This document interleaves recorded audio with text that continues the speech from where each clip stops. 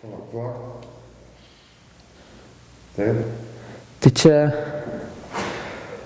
yra kolonėlė ir mikrofonas. Mikrofonas rašinėja tai, ką kolonėlė, tą garsą, kurį kolonėlė skleidžia tą garsą, kurį rašo mikrofonas. Tai gaunasi tokia kilpa, pradėjo fonuot.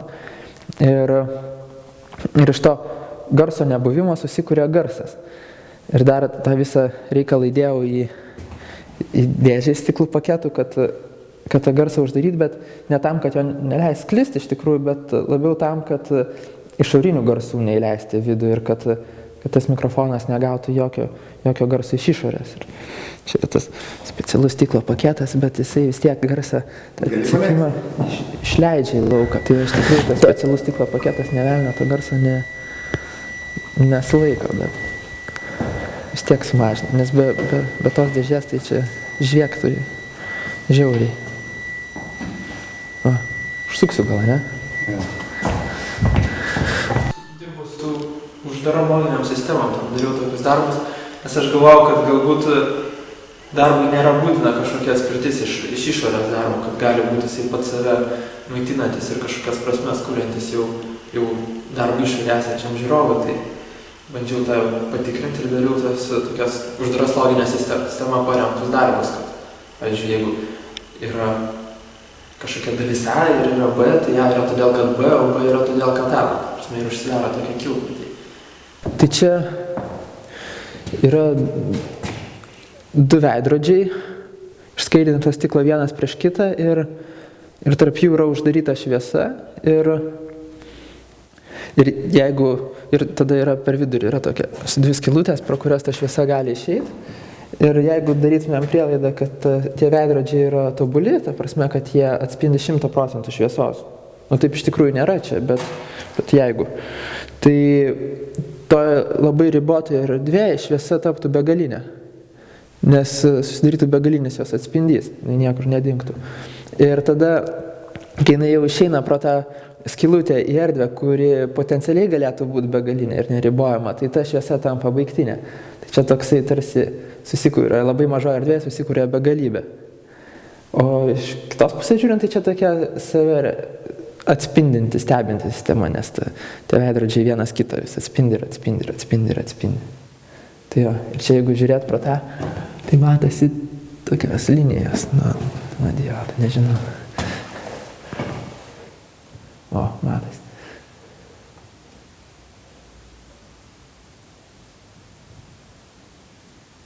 Kadangi dirbu su tavo uždara sistema, tai nori, nenori, priejau prie tokių kibernetinių ir fizikinių dalykų. Savaime taip atsitrenkiau, bet mane labiau iš tikrųjų domina tokie absurdo mokslai, kaip tas mokslo tokias paraštas pakraštys, kur jau nebeaišku, ar ten mokslas yra ar kas. Ir šiaip aš ir tą patį mokslą labai ironiškai žiūrėjau, nežinau. Aš dabar šis man atrodo, kad mokslas nėra žinojimo, o labiau tikėjimo tokia sistema, kad tai tie darbai tokie buvo taip moksliški, bet iš tikrųjų ten paremta uždara loginė sistema, kur jie patys save maitina ir iš esmės patys savo gyvena, tai kaip ir patys savo reikalingi. O apie šitą? O čia yra dėžutė, kurioje yra uždaryta šviesa. Ir čia yra taip, kad tos dėžutės parametrai, tai matmenys, yra apskaičiuoti pagal ilgiausias ir trumpiausias matomos šviesos bangų santykius. Tai gaunasi, kad ta dėžutė priklauso nuo šviesos, kurią jinai uždaro. Iš kitos pusės, tai ta dėžutė kaip ir apsprendžia tą tūrį, kurį šviesa gali užimti. Tai kaip ir iš vienos pusės dėžutė priklauso nuo šviesos, iš kitos pusės šviesa priklauso nuo dėžutės, nes dėžutė riboja jos užimamą tūrį.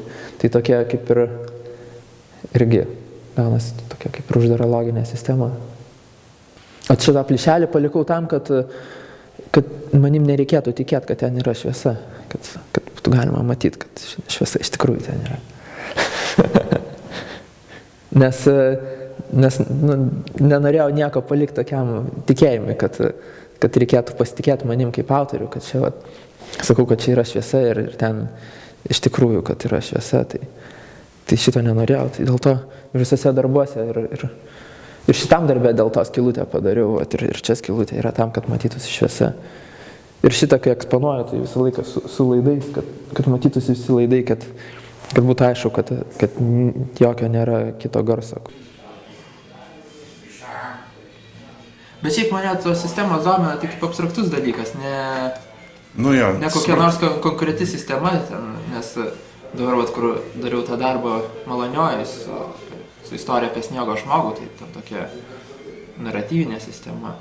Ir dabar, kai kalbėjau, visi kabinasi už kokios nors sistemos, ten yra naratyvinės, pavyzdžiui, sistemos, nes jau yra toks darbas. Tai iš esmės man jokio skirtumo, kokia ta sistema, man įdomi sistema kaip abstrakcija, kaip koncepcija kažkokia, ne kažkokia konkreti sistema ir aš neketinu tyrinėti kažkokios konkrečios sistemos.